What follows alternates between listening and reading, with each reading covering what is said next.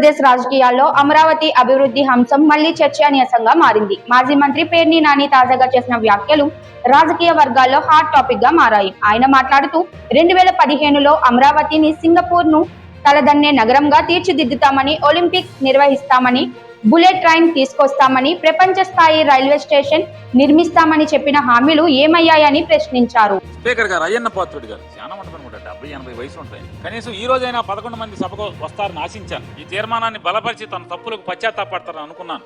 కానీ చేసిన తప్పులను సభాముఖంగా ఒప్పుకునే ధైర్యం గాని నిజాయితీ గాని వారికి లేదని అర్థమైంది. శభాష్ పాత్రుడు ఏం మాట్లాడతాయని వాటిలో నోటికి శుద్ధి పద్ది. ఈ పాపాలు చేసింది ఎవడు? అమరావతికి పాపాలు చేసింది ఎవరు? ఇంకొక ఆయన చెప్తాడు పవన్ కళ్యాణ్ గారు ఏమంటారు, ఇంకా 15 ఏళ్ళు మేమే అంటాడు. ఎప్పుడు చంద్రబాబు నాయుడు గారి నాయకత్వంలో ఇంకా 15 ఏళ్ళు ఉంటాం, ఇంకా మమ్మల్ని ఎవడో విడదీయలేడు. మామూలుగా మీరు మీ బాండింగ్ ని ఎవరన్నా తీద్దామని ఎవరన్నా ప్రయత్నం చేస్తారా ఏంటి? ఒక మోడీ గారి వల్ల అవుద్ది మిమ్మల్ని తీయటం. జగన్ ని తొక్కేశామంటాడు చంద్రబాబు నాయుడు గారు. ఈ వ్యాఖ్యలు ప్రధానంగా నారా చంద్రబాబు నాయుడును లక్ష్యంగా చేసుకుని చేసినవిగా భావిస్తున్నారు. ఇన్ని హామీలు ఇచ్చినా ఇప్పటి వరకు అమరావతిలో ఒక అంగుళం కూడా కదల్లేదు అంటూ పేర్ని నాని విమర్శించారు. ప్రజలకు పెద్ద పెద్ద కలలు చూపించడం సులభమని, కానీ వాటిని అమలు చేయడంలో విఫలమయ్యారని ఆయన ఆరోపించారు. స్థాపితం చేశాను, చేస్తాం అంటే నారా చంద్రబాబు నాయుడు గారు. మరి వాళ్ళ బిల్లు ఎందుకు అడావిడిగా బిల్లు ఎందుకు?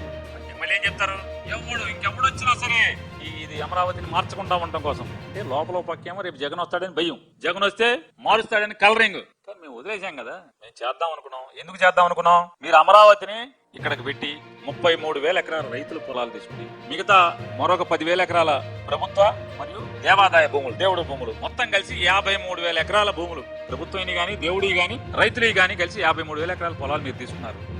అదే సమయంలో అమరావతిపై చట్ట సవరణలు చేస్తామని చెప్పడాన్ని కూడా ఆయన ప్రశ్నించారు. మీపై మీకే నమ్మకం లేకపోతే మార్పులు లేకుండానే చట్టం తీసుకొస్తామని ఎలా చెబుతున్నారు అని నిలదీశారు. ఈ వ్యాఖ్యలతో అమరావతి అభివృద్ధి రాజధాని అంశంపై మళ్లీ రాజకీయంగా వేడి పెరిగింది. తీసుకుని ఇక్కడ అమరావతి ఏమన్నారు, సింగపూర్ ని తలదన్నే నగరాన్ని నిర్మిస్తాం, వరల్డ్ క్లాస్ క్యాపిటల్ నిర్మాణం చేస్తాం, ఇక్కడ ఒలింపిక్స్ ఇక్కడ కండక్ట్ చేస్తాం, బుల్లెట్ ట్రైన్ తెస్తాం అమరావతికి, ప్రపంచ స్థాయి రైల్వే స్టేషన్ నిర్మాణం చేస్తాం. ఏం చెప్పారు? మరి ఏమైంది? 2015లో బిగిన్ చేశారు కదా. అంటే ఇన్ని చెప్పి ఏమన్నా అంగుళం కదిలిందా అంటే అంగుళం కదల్లా. మీ మీద మీకే నమ్మకం లేదు పవన్ కళ్యాణ్ గారికి, చంద్రబాబు నాయుడు గారికి. ఎవడో మార్చకుండా అమరావతిని చట్ట సవరణ చేస్తా ఉంటారు. ఏపీకి రాజధాని లేకుండా చేశాడు జగన్మోహన్ రెడ్డి అంటారు, అల్లరి చేశారు. ఎల్లియో మీడియా మీకు వంత పాడింది. చూస్తే పాపం చేసిందంతా జగన్మోహన్ రెడ్డి గారి మీద తోసి మీరు కదా చంద్రబాబు నాయుడు గారు చేసింది. జగన్ కేమో మసి పూసారు, అంటే బట్ట కాల్చి జగన్ గారి మొహం మీద వేశారు. పాపం చేసింది మీరు. ఈ విమర్శలపై టీడీపీ వర్గాలు కూడా స్పందించే అవకాశం ఉంది. ఒకవైపు అమరావతి అభివృద్ధి హామీలు, మరోవైపు వాటి అమలుపై వచ్చిన ఆరోపణలు ఎన్నికల ముందు కీలక అంశాలుగా మారుతున్నాయి.